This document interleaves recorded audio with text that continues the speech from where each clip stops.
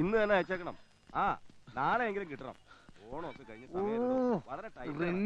ഒരിക്കലും എടുക്കാത്ത നമ്പറായിട്ട് ഒരുത്തം പന്നുണ്ട്. വെറുതെ സമയം എടുക്കാൻ. ഒന്ന് വിളിച്ചോട്ടെ, അയാളൊന്ന് ഇറങ്ങിക്കോട്ടെ. 4850. അതെ, പഴയ നമ്പർ തന്നെയല്ലേ, അത് കിട്ടൂല. കരിനാക്കെടുത്ത് വളയ്ക്കാതെ. ഇതെന്താ നേർച്ചയാണ്? കൽക്കട്ടയ്ക്ക് ഒന്ന് വിളിക്കണല്ലോ. അതെ, ഒരു പ്രാവശ്യത്തിൽ കൂടുതൽ ട്രൈ ചെയ്ത് തന്നെ മെനക്കെടുത്തരുത്.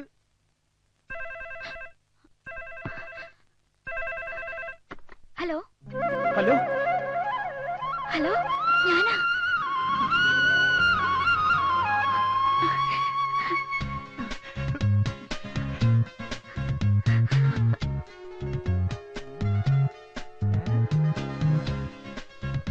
ഇത്രയും കാലം ഫോൺ കിട്ടാനിട്ടായിരുന്നു. കിട്ടിയപ്പോ ഒന്നും മിണ്ടുന്നില്ല.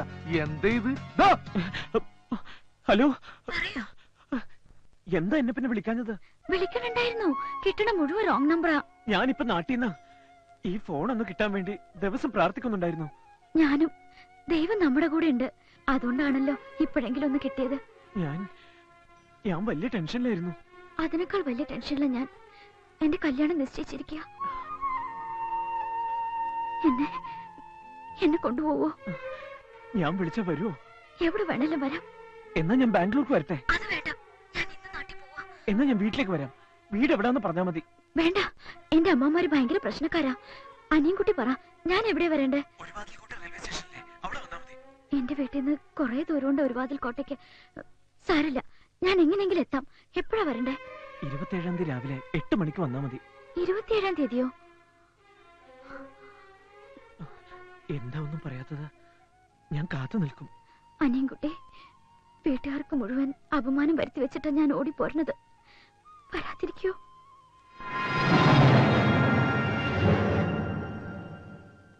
വന്നില്ലെങ്കില് ഞാൻ ഈ ലോകത്ത് ജീവിച്ചിരിപ്പില്ലെന്ന് കരുതിയാ മതി. എങ്കിൽ അടുത്ത ട്രെയിനിന് ഞാൻ തലവെക്കും. അങ്ങനെയൊന്നും ഉണ്ടാവില്ല. പറഞ്ഞ സമയത്ത് തന്നെ ഞാൻ എത്തിയിരിക്കും, തീർച്ച. ഞാൻ ബുക്ക് സ്റ്റാളിന്റെ മുന്നിൽ കാത്തു നിൽക്കും. എന്നാ ഞാൻ വെച്ചേക്കട്ടെ?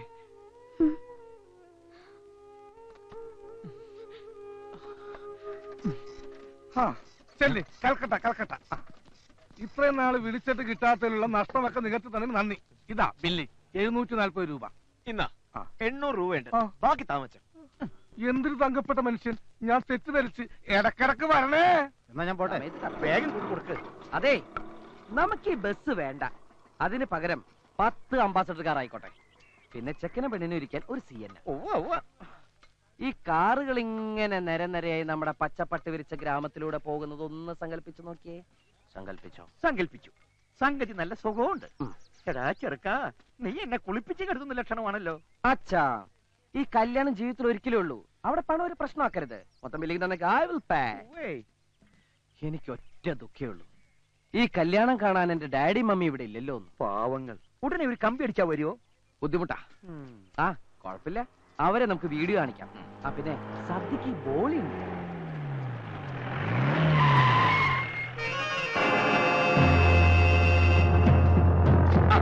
എത്തിയല്ലോ കാലാൽപ്പട.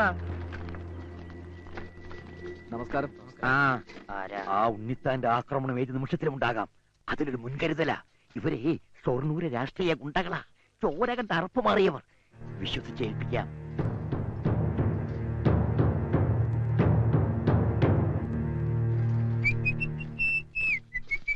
നീ ഇതെവിടെയായിരുന്നു? ഇതൊരു കല്യാണ വീടാ. മണവാളിനെ പലരും തിരക്കും.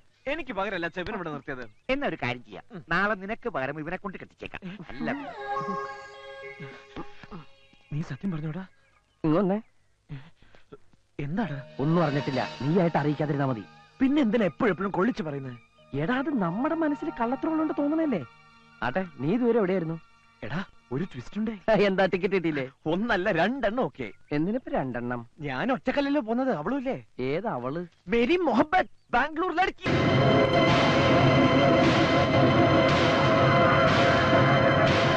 അതേടാ, എനിക്ക് അവളെ ഫോണിൽ കിട്ടി. അവളുടെ കല്യാണമൊന്നും, പക്ഷെ എന്റെ കൂടെ ഇറങ്ങി വരാന്ന് പറഞ്ഞു. എന്നിട്ടൊരു ചോദ്യം, ഞാൻ വരാതിരിക്കുമെന്ന്. ഞാൻ എത്തിയില്ലെങ്കിൽ ചത്തൂന്ന് കരുതിയാൽ മതിയെന്ന് ഞാൻ പറഞ്ഞു. അപ്പൊ അവള് പറയാ എന്നാ അടുത്ത ട്രെയിൻ അവൾ തലവെക്കുന്നു. എന്തൊരു സ്നേഹമല്ലട അവൾ. ആ, അടയാളം കണ്ടുപിടിക്കാൻ വേണ്ടി ഞാൻ ആ ബുക്ക് സ്റ്റാളിന് മുമ്പിൽ നിൽക്കാന്നാ പറഞ്ഞത്. എന്തു പറ്റിടാ? ഒന്നുമില്ല. ഈ വിഷയത്തിലൊന്നും നീ ഇടപെടണ്ട. ഫുൾ സ്വിംഗിൽ അച്ഛന്റെ കൂടെ നിന്നോണം. എല്ലായിടത്തും നിന്റെ വക്രബുദ്ധി പ്രവർത്തിക്കണം. മോനെ, നിങ്ങൾ അവിടെ എന്തെടുക്ക? ആ ഉണ്ണിത്താൻ ഇങ്ങോട്ട് പുറപ്പെടാൻ അവിടെ പടയൊരുക്കം നടത്തുന്നു. ഇവിടെ നടക്കുന്നതൊക്കെ അയാൾ അറിഞ്ഞു. ഇതേ മുഹൂർത്തത്തിൽ നിന്നെ കൊണ്ടുപോയി ബലമായിട്ട് കെട്ടിക്കാനുള്ള പരിപാടിയാ.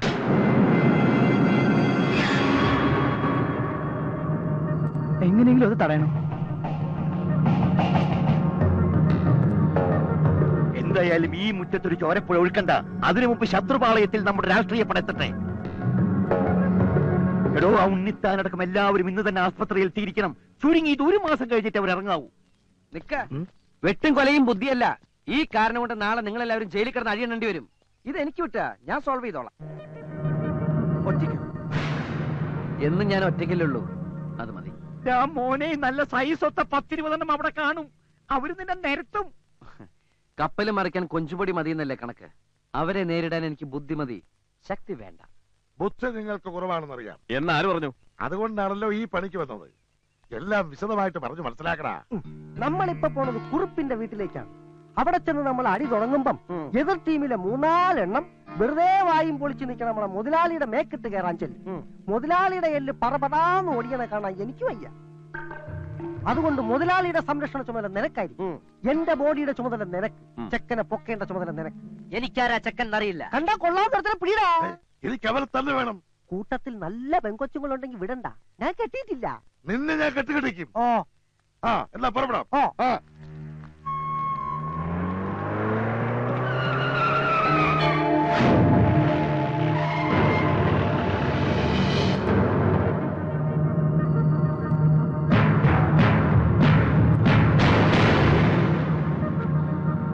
അവന്മാരുടെ പാർട്ടിയാ.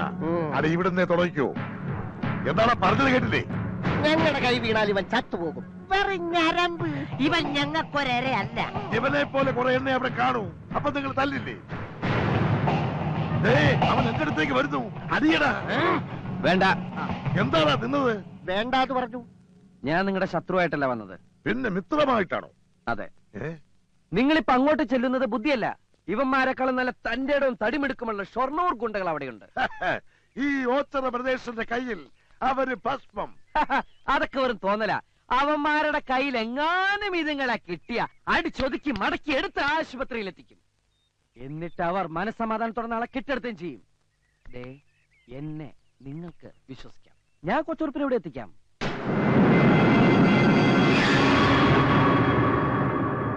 സംശയിക്കണ്ട. എന്ന് മനീതിക്കെതിരെ ശബ്ദം ഉയർത്തുന്നവനാണ് ഞാൻ. സത്യമെല്ലാം അറിഞ്ഞത് ഇപ്പോഴാണ്. ഒരു പാവം പെൺകുട്ടിയെ വഞ്ചിച്ചിട്ട് മറ്റൊരു പെണ്ണിനെ താലി ചേർത്താൻ ഞാൻ സമ്മതിക്കില്ല. ഒരുക്കങ്ങൾ നടക്കട്ടെ. മുഹൂർത്തത്തിന് മുമ്പ് അവനെ ഞാൻ എവിടെ എത്തിക്കണമെന്ന് പറ. എത്തിക്കേണ്ടത് ഭഗവതി ക്ഷേത്രത്തിൽ. പക്ഷെ നിന്നെ വിശ്വസിക്കാവോ? വിശ്വസിക്കാം, ഉറപ്പ്.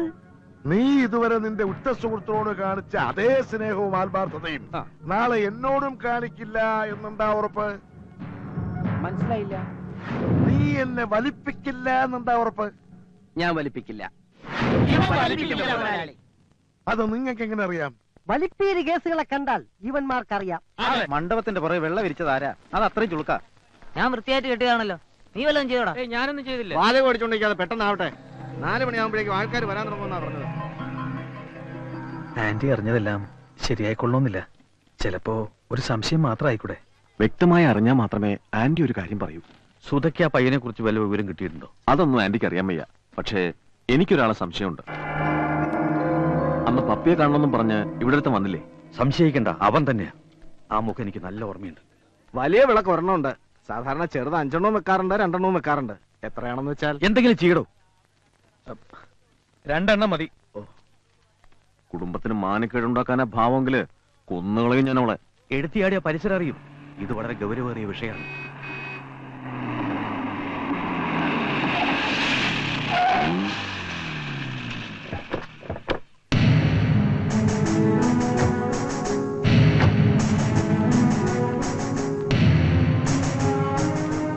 യാത്രയൊക്കെ സുഖമായിരുന്നു മോളെ? പരീക്ഷയൊക്കെ എങ്ങനെ ഇരുന്നു? നന്നായിരുന്നു. എന്നാ മോള് ചെല്ലേ. മോളുവാ. അവൾക്ക് നല്ല യാത്രാക്ഷീണം ഉണ്ടാവും മോളെ. വീട്ടിലെ പണിയൊക്കെ കണ്ടല്ലോ. നിനക്ക് എന്ത് അഭിപ്രായം ഉണ്ടെങ്കിലും തുറന്നു പറയാം, മടിക്കണ്ട. എല്ലാം മുത്തശ്ശന്റെ ഇഷ്ടം പോലെ ആയിക്കോട്ടെ. മതി മതി മതി.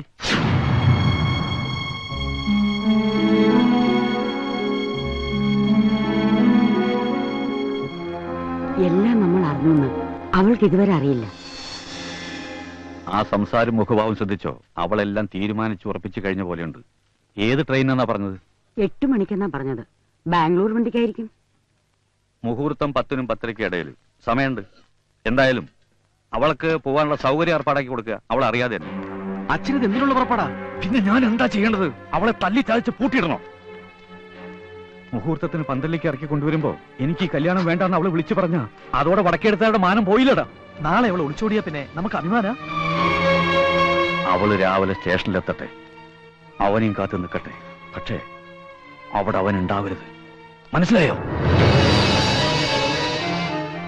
അവനെ കാണാതെ ആവുമ്പോ എന്റെ മോൾ ഒരുപാട് വിഷമിക്കും. അതോടെ ബോധ്യാവും അവൻ ചതിച്ചു എന്ന്. പിന്നെ അവൾ എങ്ങും പോവില്ല, തിരിച്ചു വരും. നമ്മൾ നിശ്ചയിച്ചവൻ തന്നെ അവളുടെ കഴുത്തിൽ താലി കെട്ടും.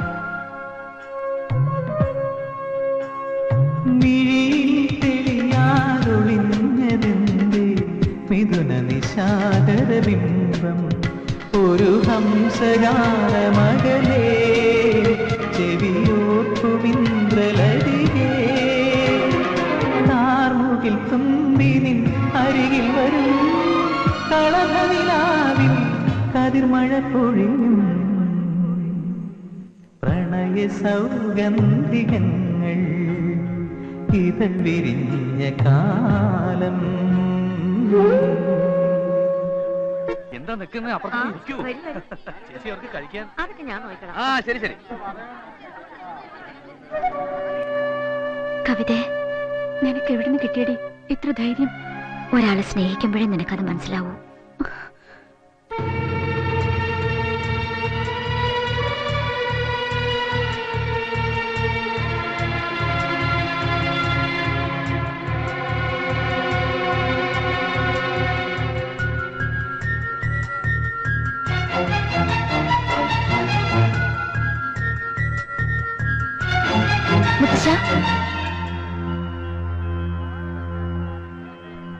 എന്താ മോളെ? എനിക്ക് കുടുംബക്ഷേത്രത്തിലൊന്ന് പോണോന്നുണ്ട്. അതിനെന്താ, മോള് പൊക്കോളൂ.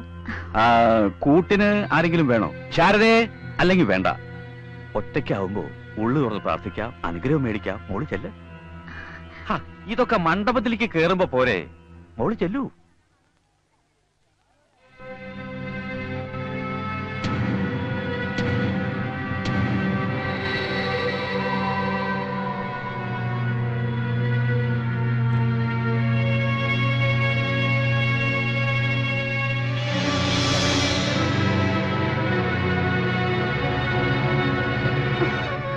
സംശയം തോന്നിയിട്ടില്ല. ഭഗവതി എന്റെ കൂടെ. അമ്മേ, ദൂരെ നിന്ന് എന്റെ കുറച്ച് ഫ്രണ്ട്സ് വരുന്നുണ്ട്. അവരൊന്ന് പിക്ക് ചെയ്യാൻ സ്റ്റേഷൻ വരെ പോയിട്ട് വരാം. നീ തന്നെ പോണോന്നുണ്ടോ? അവര് വേറെ ആർക്കും അറിയില്ലമ്മേ. ഞാൻ വേഗം വരാം. എന്നാ പോയിട്ട് വാ. അമ്മേ,